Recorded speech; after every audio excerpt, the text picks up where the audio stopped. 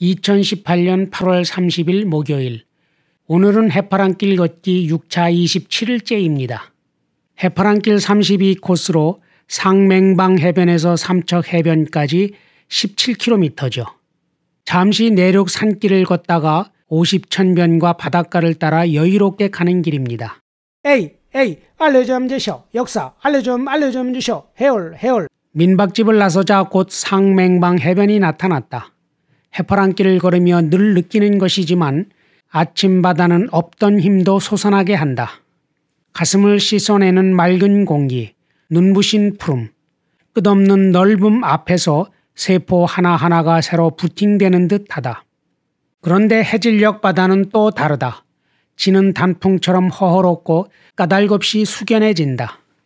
자연은 아침이나 저녁이나 같은 바다인데 마음이 보는 바다는 청년과 노인처럼 다르다. 바다를 따라 걷다가 얼마 후 내륙길로 빠져 한제에 이르렀다.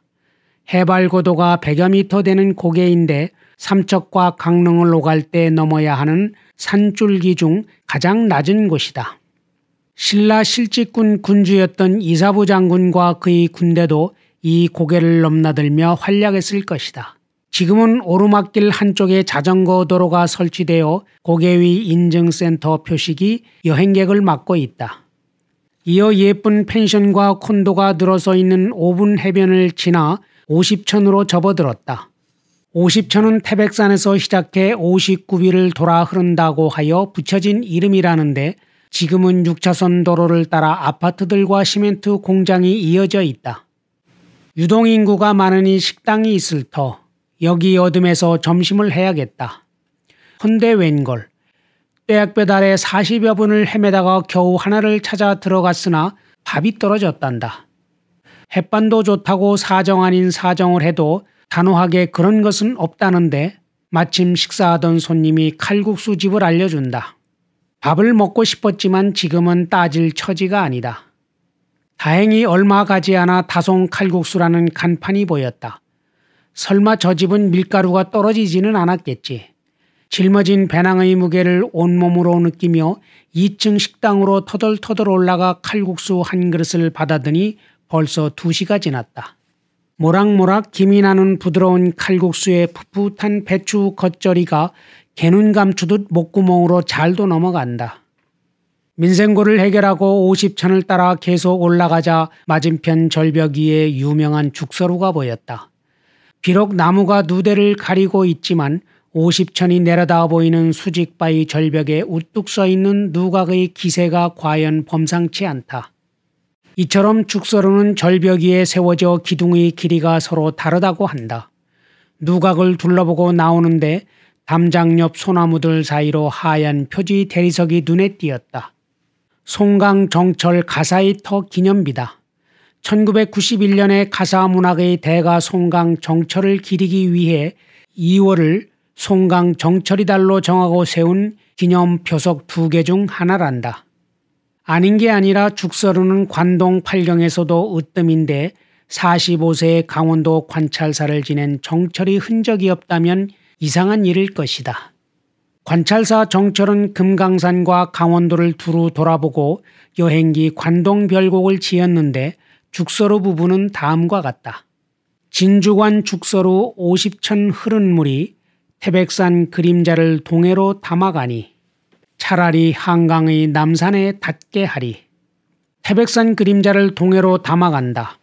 3, 4 음률의 이 한 줄을 읊으면 당시 죽서루의 절경이 그림처럼 떠올려진다. 어떤 표현으로 죽서루와 그 아래 맑게 흐르는 50천이 어우러져 자아내는 풍광을 이보다 더 멋들어지게 노래할 수 있을까? 그런데 죽서루 50천의 물줄기를 임금이 있는 한양에 대고 싶다고 한다. 시심은 죽서루 절경을 읊었으되 마음은 한양의 임금을 향해 있습니다. 여기까지만 보면 용은 그렸으나 아직 눈동자를 그리지 않은 것이다. 물론 조선시대 통치 이념의 하나가 충이니 정철도 예외가 아니었을 것이다. 관동별곡 도입부에서도 외로운 신하 떠나는 길에 임금과 나라 걱정으로 흰머리가 많기도 많다고 하였을 정도이니 말이다. 하지만 관동별곡의 끝에 이르면 노래의 결이 달라진다. 솔불이 베고 누워 풋잠을 얼핏 뜨니 꿈에 한 사람이 나에게 이른 말이 그대를 내 모르랴 하늘의 신선이라. 북두성 기울여 창해수 부어내어 이술 가져다가 온 세상에 고루 나눠 억만창생을 다 취하게 만든 후에 나도 잠이 깨어 바다를 굽어보니 깊이를 모르거니 끝인들 어찌알리 명월이 천산 만나게 안이 비친 데 없다. 관동별곡에서 가장 멋진 대목이 이 부분이다. 비로소 용의 눈동자를 찍은 것이다. 낮꿈에 신선을 만나 북두칠성 기울여 푸른 바닷물을 부어내 술을 빚어 같이 먹는 것은 문인이 혹이다. 그런데 그 술을 임금에게 바치지 않고 온 백성을 취하게 하고 싶단다. 그리고 꿈을 깨고 나서는 바다의 끝없음과 모든 곳을 두루 비추는 밝은 달빛을 찬탄한다. 말하자면 관동별곡에 비친 정철의 마음은 임금에서 시작했으되 끝은 묻 백성과 자연으로 흘러드는 것이다. 정철이 정쟁으로 찌든 한양을 벗어나 금강산과 강원도를 여행하며 인간성이 북돋아진 결과라고 생각하면 비약일까. 물론 끝을 모를 바다와 온 세상 비추지 않는 곳이 없는 밝은 달에서 임금을 연상할 수도 있겠지만 글자 그대로 순수하게 해석하고 싶다. 자연을 보는 것은 곧 사람의 마음에 깃들어 있는 본성을 보는 것이기 때문이다. 나는 개인적으로 우리 고전 가운데 가사문학을 좋아한다. 한문과 한시가 지배하던 시절에 우리 말과 글을 사용해 고유 정서를 쉽고 자연스럽게 표현한 것에 애착이 가기 때문이다. 특히 정철이 가사는 그 묘사가 물 흐르듯 막힘이 없고 기발하며 호방하기까지 해서 무릎을 치게 만든다. 일찍이 조선 후기의 문인 김만중이 서포만필에서 정철이 가사 관동별곡, 삼위인곡, 송미인곡을 두고 우리의 참된 문장은 오직 이 세 편뿐이다 라고 한 것이 결코 지나친 말이 아니다. 2000년대 초 담양의 한국가사문학관을 관람했을 때였다. 문화관광 해설사가 걸쭉한 목소리로 암송하며 풀어내는 정철이 가사에 흠뻑 취했었는데 그때의 아련한 감흥이 다시 돋아난다. 생각나는 대로 옛 시가를 흥얼거리며 50,000변 산책로를 내려오는데 저만치 팥빙수 파는 조그만 카페가 보였다. 마침 날이 더워 땀도 식히고 흥건해진 마음도 추스르고 가야겠다. 문을 열고 들어가 주문을 하는데 앞불싸 하나뿐인 카드가 없다. 아무래도 칼국수 집에 놓고 온 모양이다. 주인 아가씨에게 배낭을 맡기고 갔다 오겠다고 하니 칼국수 집이 여기서는 나름 맛집이라서 잘 안다며 빈 가게에 나 혼자 놔두고 차를 운전해 찾아다 준다.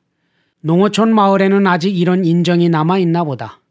감사 인사를 하고 카페를 나왔으나 무엇을 두고 온 듯 자꾸 뒤돌아보고 싶어진다. 고향은 울산, 시댁은 군산인데 서울 살다가 신랑 직장 따라 이곳으로 왔다는 커피 정원이 젊은 사장, 그녀가 행복했으면 좋겠다. 이어 삼척항을 지나 세천년 해안도로로 들어갔다. 해파랑길은 삼척항에서 봉수대가 있는 왼쪽 내륙으로 가야 하지만 바닷가를 걷고 싶고 현지 택시기사의 추천도 있어 해안도로를 택한 것이다. 기대대로 세천년 해안도로는 해안 절벽 바위 사이사이로 이어져 걷는 맛이 색다르다. 마침 황혼이 깃들기 시작하는데 낚시꾼 하나가 한 점 점이 되어 시공을 그대로 멈춰 세우고 있다. 바이킹 팰리스 호텔, 전망 좋은 펜션, 소망의 탑, 비치 조각공원들을 느긋하게 감상하며 삼척 해변까지 한참을 나아가니 드디어 날이 어두워졌다. 여기서는 내일 동서울행 버스가 있는 삼척 고속버스 터미널까지 멀지 않은 거리다.